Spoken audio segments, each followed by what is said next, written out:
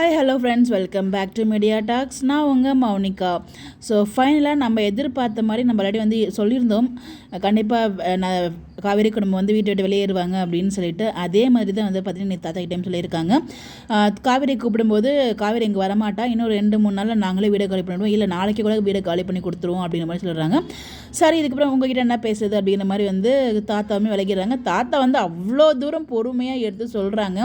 அது அவங்க காது கொடுத்து கேட்க ரெடியாகவே இல்லாத மாதிரி தான் நான் ஃபீல் பண்ணேன்.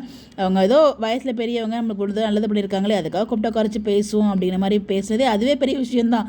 ஏன்னா விஜய் எவ்வளவோ பண்ணியிருக்காரு, அது பண்ணது எல்லாமே வந்து சுயநலத்துக்காக தான் பண்ணியிருக்காரு. பின்னாடி நம்மளுக்கு பிரச்சனை வரும்போது இதை நம்ம சொல்லி காமிச்சு அந்த மாதிரியாங்க அவர் பழகினார். ஏங்க அவரோட டோட்டல் கேரக்டர் டேமேஜ் பண்ணிட்டீங்க அப்படிங்கிற மாதிரி தான் ஃபீல் இருந்துச்சு.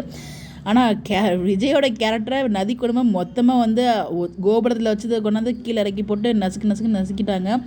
பாவம் நம்ம விஜய் தான். பட் காவேரியுமே வந்து விட்டால் கிளம்பி வந்துடுவாங்க போல். ஆனால் அவங்க அம்மா வந்து ரொம்ப ஸ்ட்ராங்காக இருக்காங்க. இந்த இதில் அம்மா கொஞ்சம் யோசிக்கலாமோ அப்படிங்கிற மாதிரி எனக்கு ஒரு ஃபீல் ஆகுது. பார்ப்போம், இறங்கி வருவாங்க. டக்குன்னு அதான் சூடாக போய் விஜய் பேசினதான் நம்ம தாத்தாவுமே பேச வந்துட்டாங்க. ஏன்னா விஷயம் அந்த மாதிரி விஷயம் இல்லையா அப்படிங்கிறதுனால தாத்தாவுமே வந்து சொல்லியிருக்காங்க.